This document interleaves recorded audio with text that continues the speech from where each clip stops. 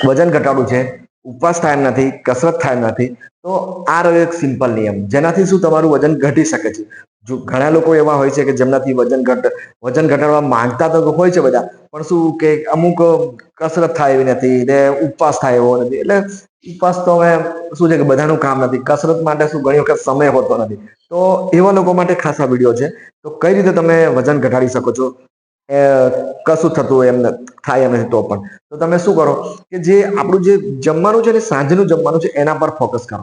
સાંજનું જે જમવાનું છે એ ફક્ત 5 થી 6 વાગ્યા સુધીમાં જમી લો. એક ટેવ પાડો કે ભાઈ મારે ભાઈ સાંજે 5 થી 6 વાગ્યા સુધી જમી લેવું.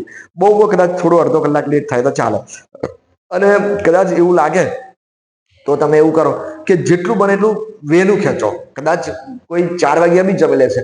ઘણી વખત શું કોઈ અમુક એવી મજબૂરી હોય તો બહુ 6:30 7 બસ એનાથી પાછળ ના જાઓ. એટલે કહેવાનો મતલબ છે કે જેટલું બને એટલું સાંજનું જમવાના પર ફોકસ કરો. જેટલું વહેલું જમશો એટલો ફાયદો છે. અને કદાચ કોઈ દિવસ એવું મજબૂરીમાં હોઈ શકે છે, કોઈ પ્રસંગોવાદ એવી મજબૂરી આવી શકે તો અપવાદ ગણી શકાય છે. તમે કોઈ એવો અપવાદ, પણ વારે ઘડી એવી ટેવ ના પડશો કે જેટલું બને રાત્રે ખેંચવાની ટેવ પાડો. રાત્રે જમો 8 9 વાગે 10 વાગે. એટલે કહેવાનો મતલબ સાંજનું જમવા પર જ છે મેન આપણો જે આજનો વિડીયો. તો સાંજે જમવાનું તમારું 5 થી 6 વાગ્યા સુધીની આસપાસ સૂરજ ડૂબતા પહેલા જમી લો. ફાયદો કર્યો તો દેખાશે એ બતાવવું હોય.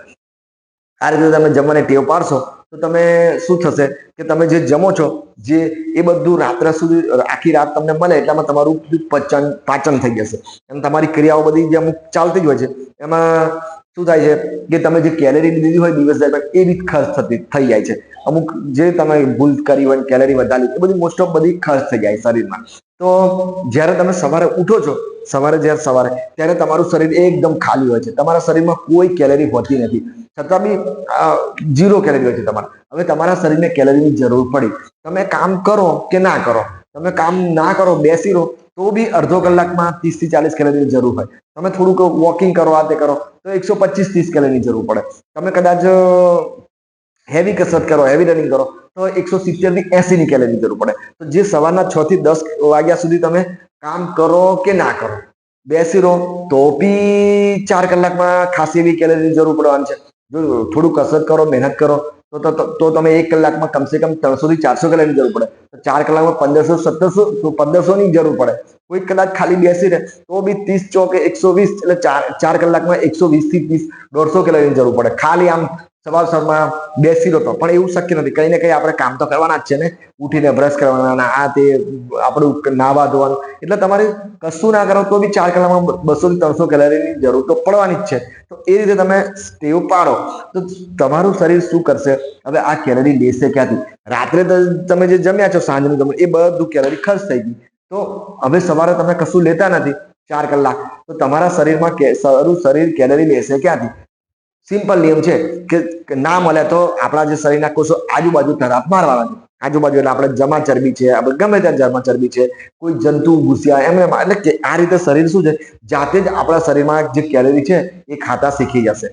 અને આપણી જે આજુબાજુમાં જે જમા ચરબી પેટ ઉપર છે, જાંગ ઉપર છે, એમાંથી કેલરી ખાઈ ખાઈને એમના કોષો તો જીવવાના છે. પ્રકૃતિનો નિયમ છે કે જીવવા માટે કઈ ને કઈ કરે. એ મારે આજુબાજુ મારે, લૂંટ ફાટ કરે, ગમે તે કરે. તો એ રીતે આપણા કોષો શું છે આજુબાજુની જે જમા ચરબી છે, જમા ચરબી કેલરી છે આપણી, ત્યાંથી તરફ મારશે ને એમાંથી ખાતા શીખશે. તો આ ફક્ત 4 કલાક જો તમે ખાતા શીખી જાઓ દિવસના ભૂખ્યા રહેતા 4 જ કલાક, પણ એના માટે નિયમ છે કે સાંજે જે વહેલું જમશો તો જ આ નિયમ તમને ફાયદો થશે. જેટલું લેટ કરશો એટલો શું ટાઈમ નહીં મળે પચાવવાનો અને શરીરને ખાલી રાખો. તો એ રીતે તમે 6 થી 10 વાગ્યા સુધી તો રહેવાય જ. પછી 10 વાગ્યા સુધી તમારો જે ચા નાસ્તો જે ભોજન લેવું હોય જે કરો તો ચાલી શકે છે. પણ 4 કલાક તમે ખાલી રાખશો તો તમને કઈ ને કઈ અમુક સમય પછી ફાયદો દેખાય. હવે ઘણા લોકો એવું કહે છે કે ભાઈ મારાથી 4 કલાક તો નીકળવાના નથી, સવારે ઉઠીને મને તો ચા પીવી પડે. પણ તમે ચા પીવો તો શું ચામાં તમે બોરસ નાખો એટલે 50 કેલરી આવી જાય. તો એ રીતે 50 કેલરી આવી જાય તો મફતમાં જ્યારે શરીરને કેલરી મળે તો શરીર કઈ મહેનત કરવાનું નથી. કોષો પછી ત્યાંથી પોષણ લેવાનું ચાલુ કરશે. તો એ રીતે તમે શું છે કે 0 કેલરીની ટેવ પાડો. સવારમાં 0 કેલરી કઈ રીતે લેવાય? તો કે પાણી પીવો. પાણીમાં 0 કેલરી હોય છે.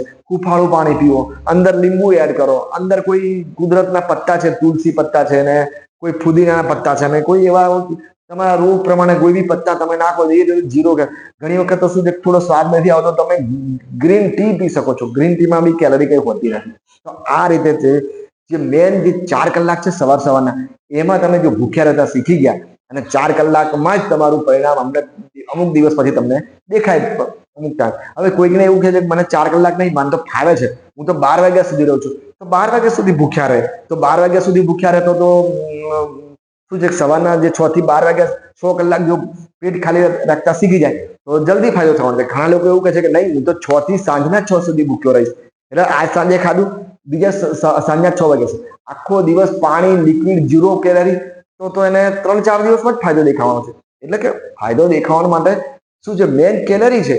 કદાચ તમે થોડું 12 વાગ્યા સુધી ભૂખ્યા રહો, 10 વાગ્યા સુધી ભૂખ્યા રહો, અને ઘણા લોકો શું 10 વાગ્યા સુધી ભૂખ્યા રહે અને અડધો કલાક વોકિંગ પર જતા રહે, તો બી એમને 1 કલાક વોકિંગ કરવા જતા રહ્યા તો 300-400 કેલરી ખર્ચ કરીને જ આવવાના છે ને. તો એ રીતે બી એમનો શરીરમાં ફાયદો દેખાવાનો છે. એટલે કહેવાનો મતલબ છે કે કોઈને કઈ રીતે તમારી કેલરી ખર્ચ કરવી જોઈએ. એ તમે મહેનત કરો કે ગમે તે કરો, કાં તો ના લો તો બી સરખું જ છે. કઈ એવું કઈ જરૂર નથી કે ભાઈ નહીં મારે મહેનત કરી ખર્ચ જ કરવી પડે. હા, ફક્ત તમને નિયમ એટલો ખબર હોવો જોઈએ કે બસ કેલરી આપણે ખર્ચ કરવી છે, કાં તો ના લેવી, બસ. તો આ રીતે તમે સવારમાં જ તમારું જે વજન ઘટાડવાનું જે એમ છે એ આ તમે સવાર કેવી છે એના પર તમારા ફોકસ કરો, અને સવાર મારે શું કરું શું નહીં કરું, તો બસ એમાં જ તમે અમુક સમય પછી ફાયદા તમને દેખાશે. જલ્દી ફાયદા જોતા હોય તો થોડી વધારે મહેનત કરો, જલ્દી એટલે 10 દિવસમાં ફાયદા જોતા હોય તો આપણે કઈ રીતના ઉપવાસ કરીએ છીએ, તો કે સવારે ઉપવાસ તો કરીએ છીએ, તો ઉપવાસ કરો પણ સવારે આખો દિવસ તમે લિક્વિડ પર રહો, પાણી પર રહો, 0 કેલરી પર રહો, તો શું વજન ના ઘટે? ઘટવાનું જ છે. પણ આપણે શું કરીએ, ઉઠે એવી પહેલી ચા, ફરાળી લઈ લેશું, જે તે પડીકા છે ફરાળ વેફર છે એ લઈ લેશું, તો કેલરી તો મળી જ જવાની છે ને. પછી બટાકાની ભાજી ખાઈએ, બટાકામાં શું છે, હાઈ કેલરી વાળું શાક છે, તો બટાકા ખાઈએ છીએ. કીડા ખાઈએ છીએ, જે ફળોમાં જે ગળ્યા ફળ છે એમાં વધારે કેલરી છે એ જ કેલરી લઈએ છીએ. મફળી લઈએ છીએ જેમાંથી તેલ બને છે, તેલ નીકળે છે, તો તેલમાં તો કેલરી હાઈ હોય છે. આમે જે ઉપવાસ કરતા હોય ને આપણે વજન ઘટાડો એને કહેતા જ હોઈએ છીએ કે ભાઈ તળેલું ને ગળ્યું એ છોડો.